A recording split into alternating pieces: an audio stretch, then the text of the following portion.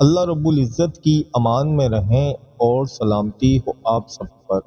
یہودیوں کے ہاں روحانیت سے متعلق علوم کو قبالہ کہا جاتا ہے، لیکن یہ روحانیت وہ نہیں جس کا تصور اسلام میں ہے۔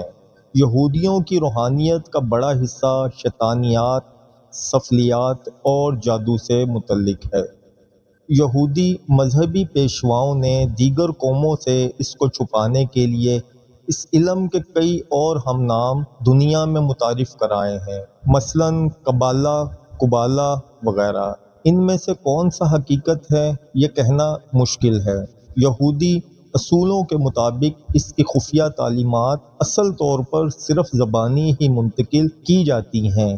یہ سیکریٹس، جیسا کہ قبلائی کہانی کہتی ہے، خدا کی طرف سے چاروں معزز فرشتوں کو عطا کیا گیا تھا، جنہوں نے یہ تعلیم پھر حضرت آدم علیہ السلام کو منتقل کر دی جب آپ کو عدن کے چمن سے نکالا گیا، اور یہ اس لیے کہ مبادا وہ اپنا کھویا ہوا مقام خدا کے نزدیک پا لیں۔ معاذ اللہ، ان قبلائی روایات کے مطابق یہ علوم یا علم حضرت نوح علیہ السلام سے حضرت ابراہیم علیہ السلام کو ملا، جنہوں نے اس کی عجائبات کو قدیم مصریوں سے بانٹا، جہاں سے قبالہ دنیا کے دیگر علاقوں میں پہنچا۔ ان روایات کے مطابق حضرت موسیٰ علیہ السلام کو بھی یہ علم منتقل ہوا اور انہیں قبلائی تعلیمات براہ راست خدا سے ملیں۔ یہودی صوفیان کے مطابق جب تیسری بار وہ سینائی کی پہاڑی پر چڑھے تو 40 دن تک وہاں رہے اور یہی علم فرشتوں سے سیکھتے رہے جب وہ صحرا نورد تھے۔ اس کے بعد حضرت موسیٰ علیہ السلام نے اس کی تعلیمات کو پوشیدہ کر دیا، اور وہ پہلی بار تب منظر شہود پر براجمان ہوئیں جب عہد نامہ قدیم کی پہلی 4 کتب تحریر ہوئیں۔ پہلی صدی قبل مسیح میں ربائے شمعون بن یوخائی 12 سال تک اپنے بیٹے کے ساتھ ایک پہاڑی کھوہ میں مقیم ہوا، اور یہ اس وجہ سے کہ وہ رومن حکمران پر اعتراضات کرتا تھا۔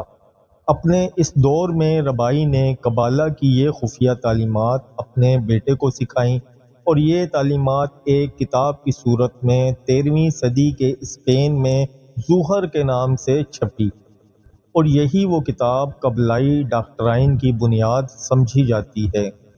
قبالہ وہ علم ہے جس میں انسانی ذہن کو قبضے میں کرنے کے تمام طریقے سکھائے جاتے ہیں، جادو کے ذریعے، کیمیا کے ذریعے، برقیاتی لہروں کے ذریعے، ہپناٹزم اور ٹیلی پیتھی کے ذریعے۔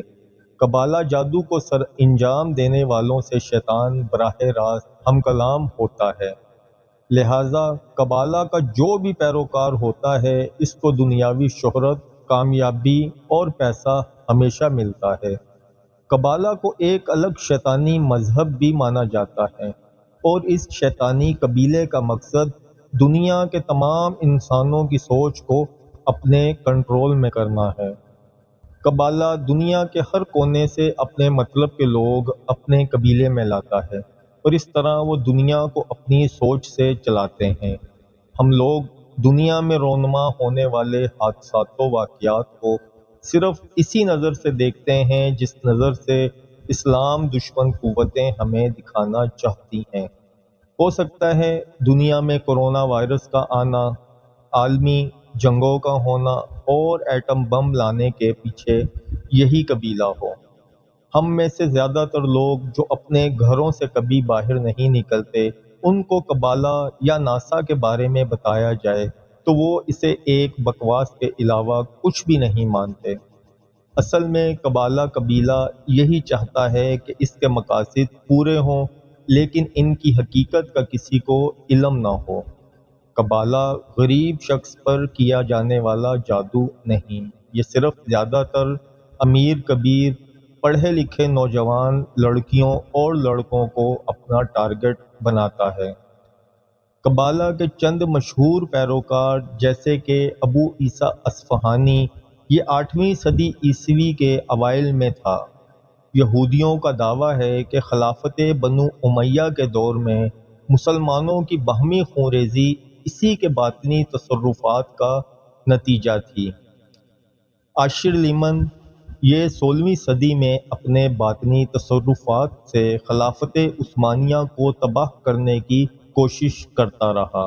اس کا دعویٰ تھا کہ وہ مسلمانوں کا خاتمہ کر کے بیت المقدس واپس دلوائے گا۔ اسرائیل بن ایلیزر یہ یہودیوں کی روحانی تحریک حاسدزم کا بانی ہے۔ اس کی پیدائش 1700 میں یوکرین میں ہوئی۔ یہ تحریک کوئی معمولی تحریک نہیں، بلکہ اس تحریک نے پوری یہودیت کو اپنی لپیٹ میں لیا، اور آج بھی بڑی تعداد میں یہودی اس پر عمل پیرا ہیں۔ یہ بے پناہ باطنی قوتوں کا مالک تھا۔ چھو کر سخت بیماروں کو اچھا کر دیا کرتا، پانی پر چلتا، نگاہیں ڈال کر درختوں اور جنگلوں کو آگ لگا کر جھلسا دیتا، جادو کے ذریعے غیر معمولی کام کر دیا کرتا۔ قبالہ نامی جادو دنیا میں تمام جادوؤں سے زیادہ خطرناک ہے۔ یہی وجہ ہے کہ تاریخ میں سامری جیسے جادوگر ڈھونڈنے سے بھی نہیں ملتے۔ وہ اسی قبالہ جادو کا سہارا لیا کرتے تھے۔ اس دور کے مصری بادشاہوں کو فرعون کا لقب دیا جاتا تھا۔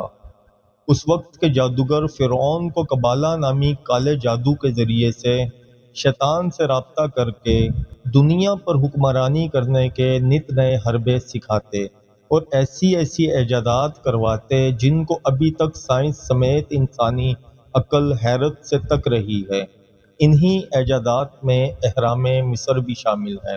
اس دنیا میں موجود رنگینیاں ہمیں ظاہری طور پر جتنی حسین اور خوبصورت نظر آتی ہیں، دراصل اپنے اندر اتنے ہی گھناؤنے اور پوشیدہ راز سمائے ہوئے ہیں۔ یوں تو یہ ایک نہایت وضاحت طلب اور پیچیدہ موضوع ہے جسے مختصر بیان کرنا تقریباً ناممکن ہے۔ لہذا قبالہ یا کالا جادو یہ روحانی نہیں، بلکہ ایک شیطانی عمل ہے، اور شیطان کے پیروکار ہی اسے سر انجام دیتے ہیں۔ آپ کے خیال میں شیطان رک جائے گا، ناکام ہو جائے گا؟ نہیں، شیطان کبھی نہیں رکے گا۔ یہ صدیوں کی جنگ ہے اور قیامت تک جاری رہنی ہے۔ شیطان کبھی نہیں رکے گا، لیکن ناکام ضرور ہوگا۔ ایک بات کہ شیطان کی ان تمام چالوں کا توڑ صرف ایک ہے کہ اللہ سے رابطہ کر لیجئے، اس ذات سے کبھی دور مت ہوں۔ کوئی قبالہ، کوئی دجال، کوئی شیطان آپ کے ایمان کی طاقت کے سامنے ریت کی دیوار سے زیادہ اہمیت نہیں رکھتا۔ تو دوستو، ویڈیو آپ کو اچھی لگی ہو تو اسے لائک اور چینل کو سبسکرائب کر دیجئے۔ بہت شکریہ۔ السلام علیکم۔